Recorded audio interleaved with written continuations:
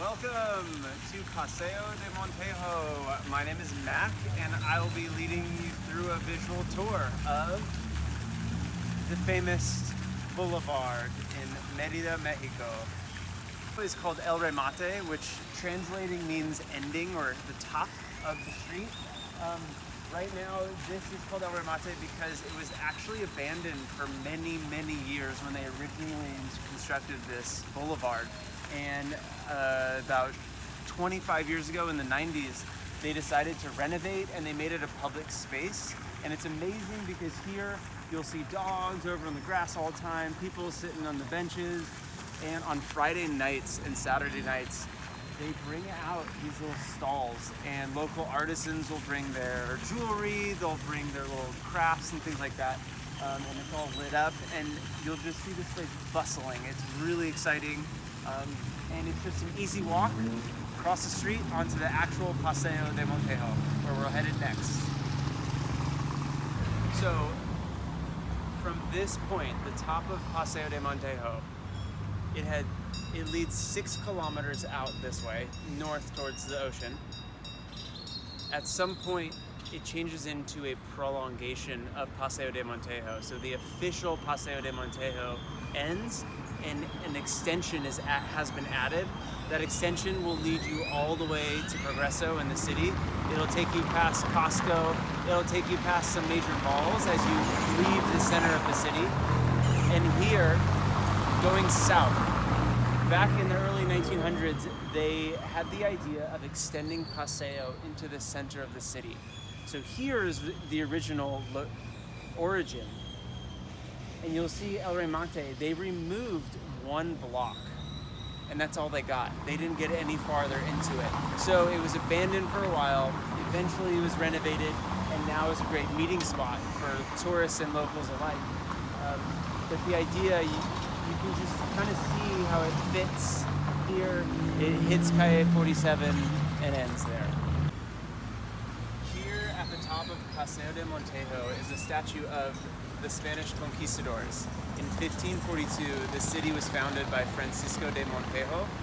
And from here, since we're inland about 35, 36 kilometers, if you head directly north on Paseo de Montejo, you'll hit Progreso, which is the port that the city used still uses today.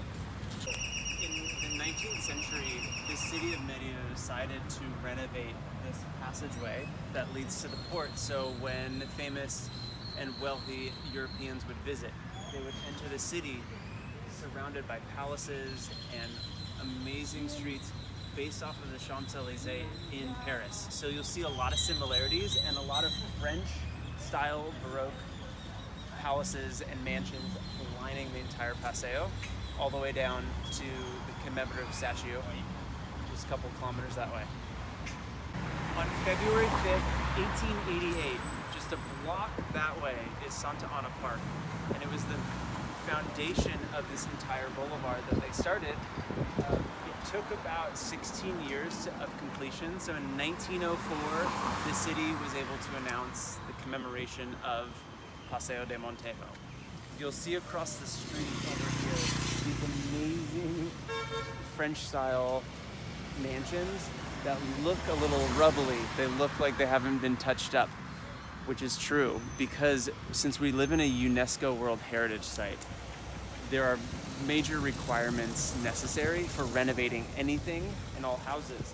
And currently, the residents don't want to pay for all of the regulations that the city wants to make them do because of this World Heritage Site location.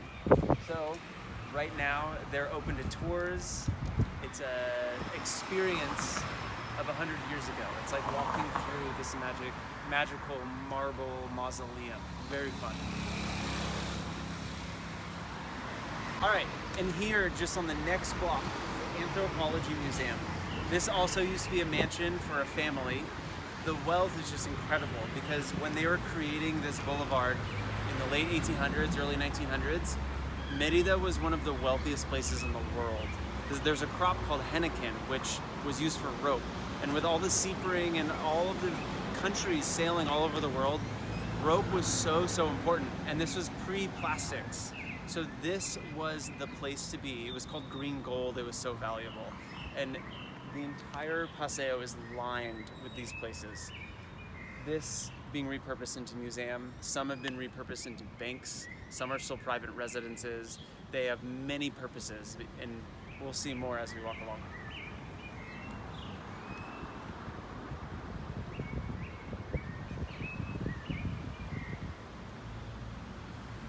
One amazing feature about Paseo is all of these benches that they have lining these expansive sidewalks.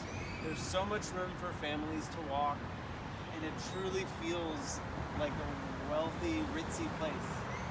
Right here, this is one of my favorites because right across the street is an Irish bar called Hennessy's. They have live music on the weekends. It's a great place to grab a drink or food.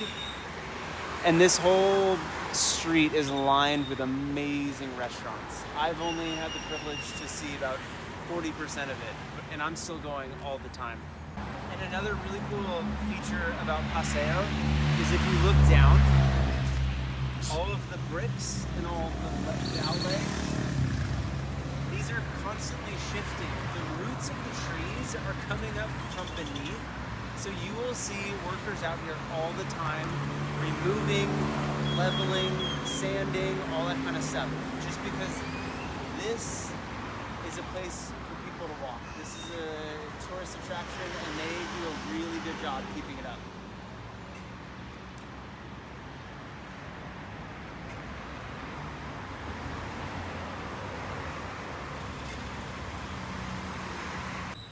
At the moment, there are still a bunch of abandoned buildings.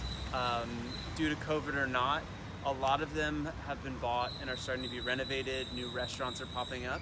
So every weekend, this place gets more and more popular, and there are more and more people out creating just a wonderful community and atmosphere. It has so many tourists walking up and down. They inserted this art exhibition by local artists. Had a little art flair, interaction. Paseo is so popular. The city tour definitely makes a trip. So very recently, this spring, the city invested a lot in the infrastructure of Paseo de Montejo.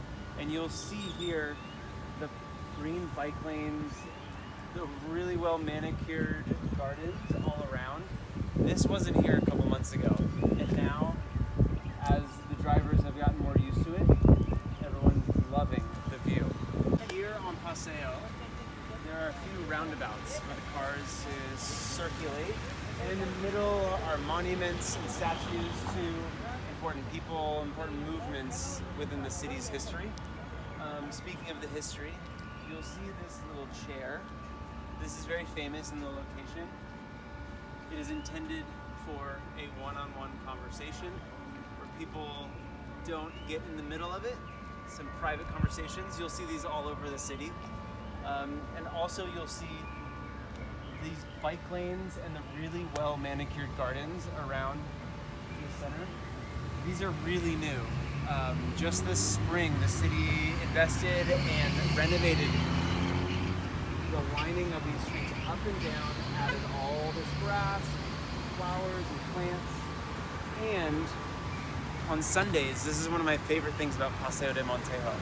On the other side, they shut it down and they let people come with bikes, with skateboards, with rollerblades, and just families come out. The sidewalks are lined with little personal booths, people selling artisans, crafts, people selling food. And at night, you will always find marquesitas, which is a local delicacy for dessert.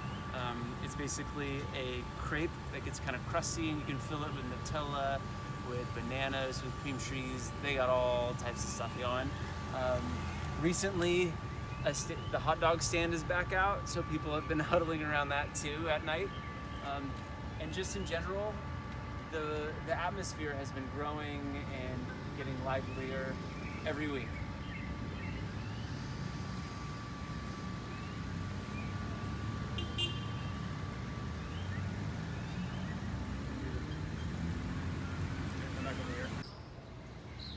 local delicacy is neveria. It's a local ice cream made with no cream, and this is one of the places to get it. This has been here for many, many years. This is a staple for people in Merida. And also, I wanted to talk about the sidewalk a little bit because you won't see the sidewalk looking like this throughout Merida. Usually the houses come right up to the sidewalk and you have about enough space to walk by with one other person.